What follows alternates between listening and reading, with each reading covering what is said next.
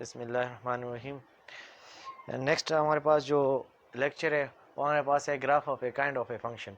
मतलब kind of functions means कि आपके पास इसमें से एक्सपोनेंशियल फंक्शन भी आ सकते हैं, लॉगरिथमिक फंक्शन भी आ सकते हैं, ट्रिग्नोमेट्रिक फंक्शन भी आ सकते हैं। तो इनमें से डिफरेंट फंक्शंस के ग्राफ को हम आज डिस्कस करेंगे।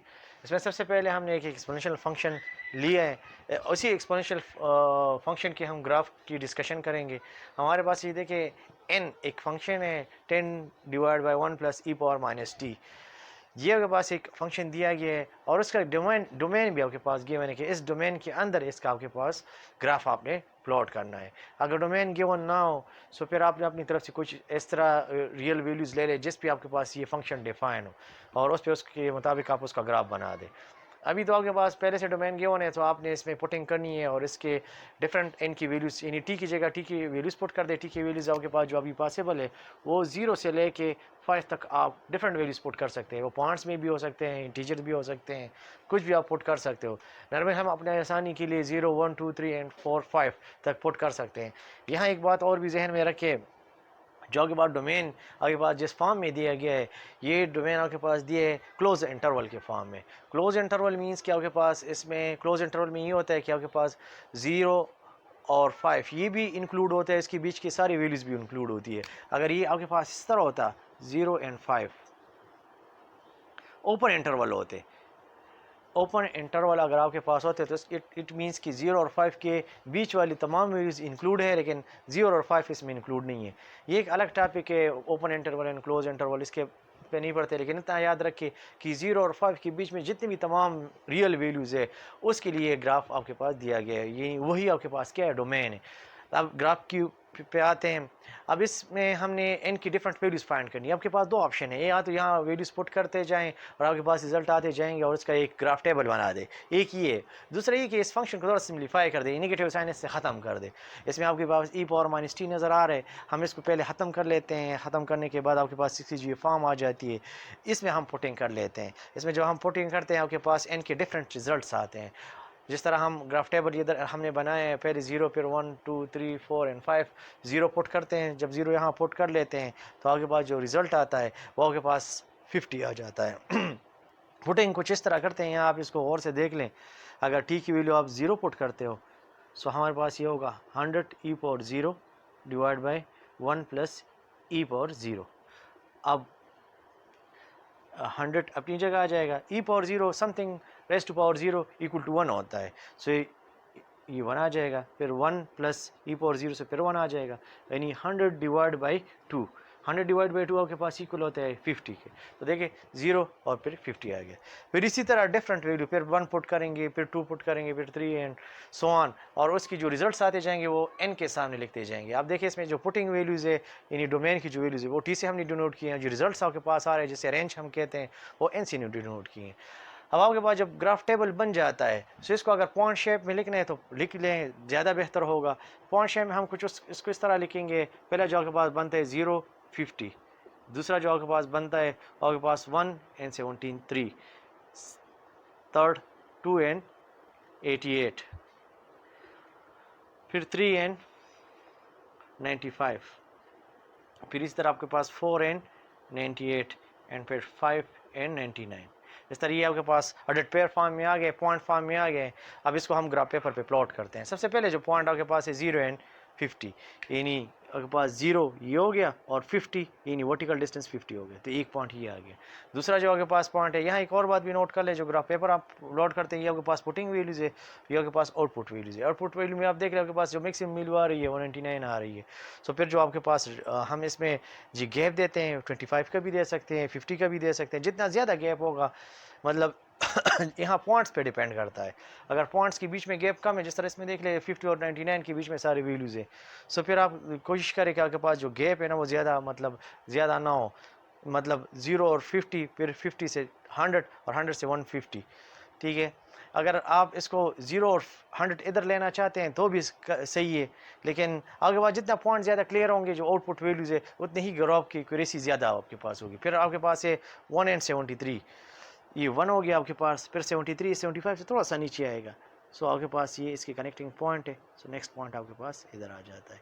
ये आपके पास 1 एंड 73, फिर 2 एंड 88, 75 के थोड़ा सा ऊपर होगा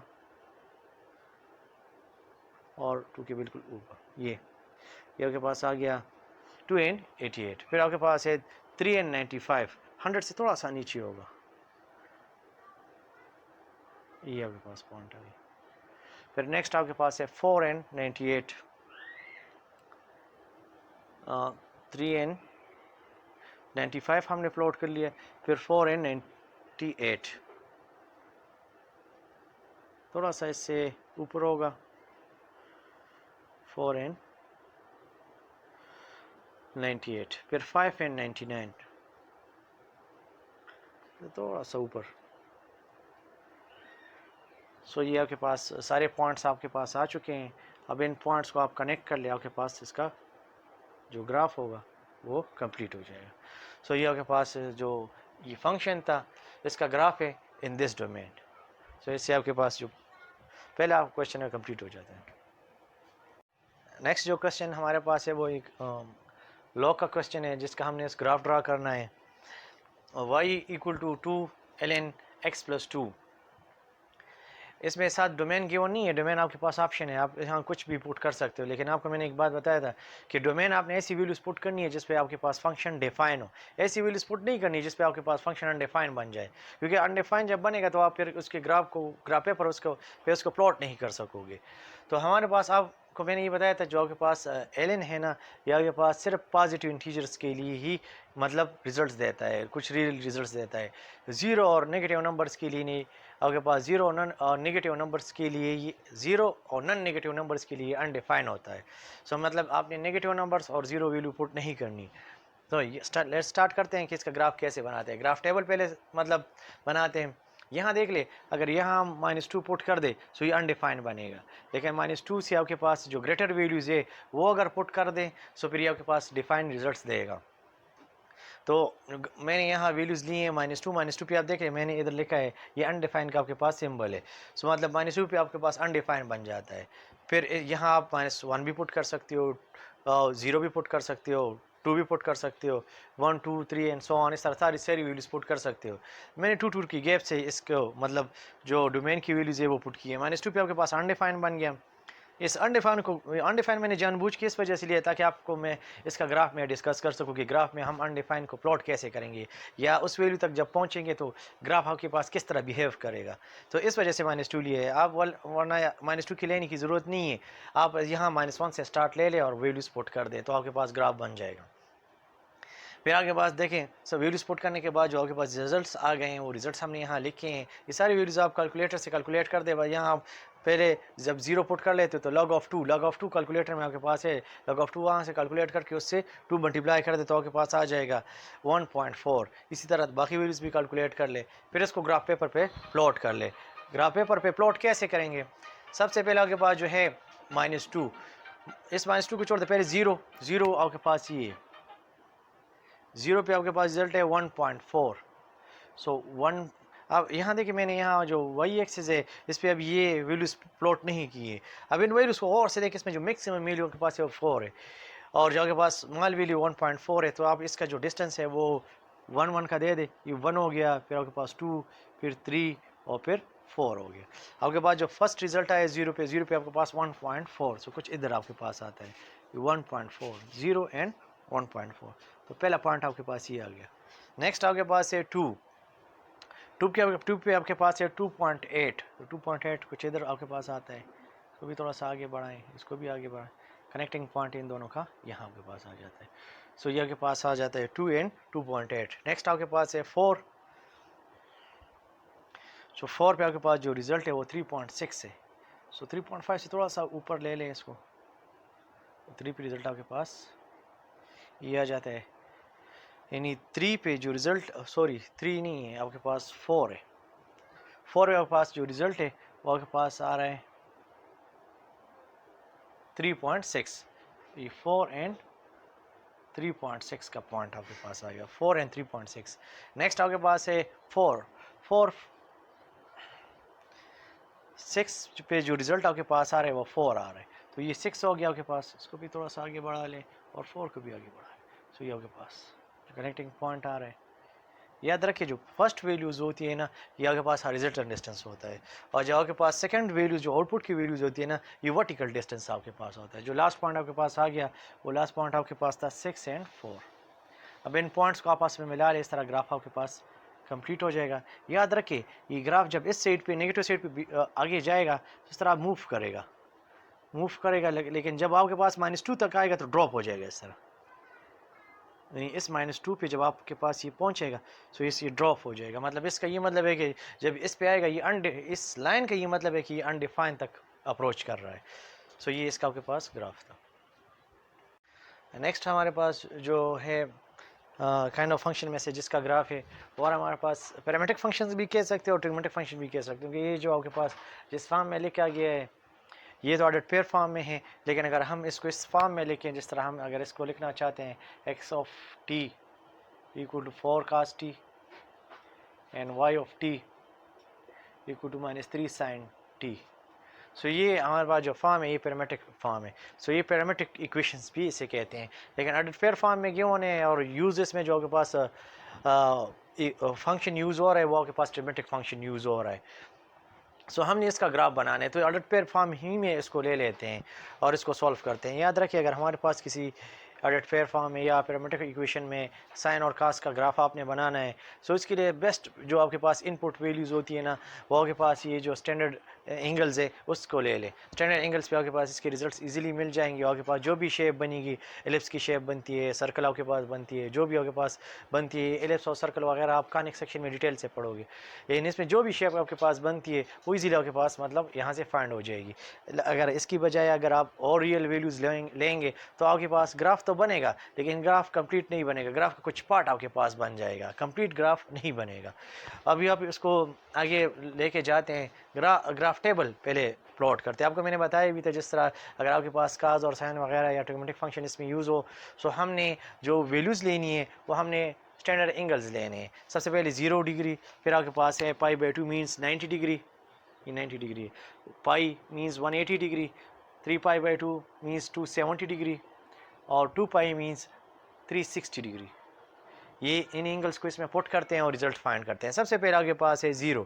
जब आप यहाँ 0 पुट करोगे कास की जरिए कास 0 1 की इक्वल होता है, तो यहाँ से रिजल्ट 1 आ जाएगा और 4 × 1 से 4 आ जाएगा, तो x की जो वैल्यू आएगी वो 4 आएगी। तो आप इधर देखें हम इस ऑर्डर पेयर में लिखेंगे तो ऑर्डर पेयर में फर्स्ट वैल्यू x की होगी, तो x की वैल्यू 4 आ जाती है।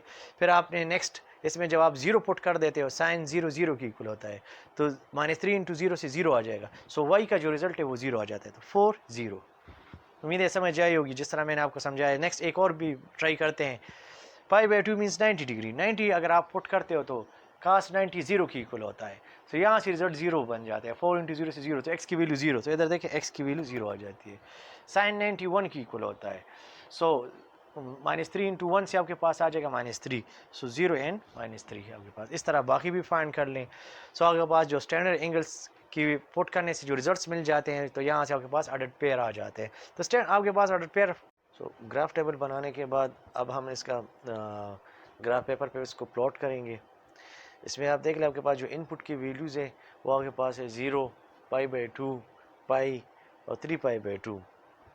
अब इसी के मुताबिक हम जो इनपुट वैल्यूज़ हैं इसके मुताबिक हम आउटपुट वैल्यू जो आपके पास ऑर्डर पेयर फॉर्म में आई है उसको प्लॉट करेंगे। सबसे पहले जो ऑर्डर पेयर आपके पास है ना वो 4 0 आपके पास है। इट मीन्स के जो हॉरिजॉन्टल डिस्टेंस है वो 4 है और वर्टिकल डिस्टेंस 0 है। सो यहाँ आपके पास देखिए 1 2 3 4, सो हॉरिजॉन्टल डिस्टेंस 4 आपके पास हो गया और वर्टिकल डिस्टेंस 0 आपके पास है। सो ये जो पॉइंट आपके पास आ रहा है वो आपके पास ये वाला पॉइंट आ रहा है 4 0 पॉइंट। नेक्स्ट आपके पास जो ऑर्डर पेयर है वो 0 -3 है। सो हॉरिजॉन्टल डिस्टेंस 0 है, तो हॉरिजॉन्टल डिस्टेंस 0 हो गया आपके पास और वर्टिकल डिस्टेंस आपके पास -3 है। सो ये -3 आपके पास 0 -3, सो ये पॉइंट आपके पास आ गया 0 -3। नेक्स्ट आपके पास है -4 0, हॉरिजॉन्टल डिस्टेंस -4 और वर्टिकल डिस्टेंस 0 आपके पास है, तो ये पॉइंट आपके पास आ रहा है। फिर नेक्स्ट वन आपके पास जो है वो 0 3 है, हॉरिजॉन्टल डिस्टेंस 0 है और वर्टिकल डिस्टेंस 3 है, तो 0 3 आपके पास ये आ गया। लास्ट आपके पास जो आ रहा है मतलब 2π पे जो आपके पास वैल्यू है और 0 पे जो वैल्यू है वो सेम वैल्यू आपके पास आ रही है, मतलब 4 0 ये भी है और 4 0 भी है, क्योंकि 2π का लाइन और 0 का लाइन एक ही लाइन आपके पास होता है।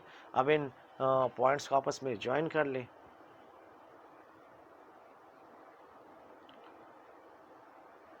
सर जब आप ज्वाइन कर लेते हैं तो ये आपके पास एक बेजवी शेप बन जाती है जिसको मैथमेटिक्स में एलिप्स कहते हैं। सो इट मीन्स कि ये जो आपके पास इक्वेशंस दी गए हैं जो पैरामेट्रिक फॉर्म में है, ये एलिप्स के आपके पास पैरामेट्रिक इक्वेशंस है।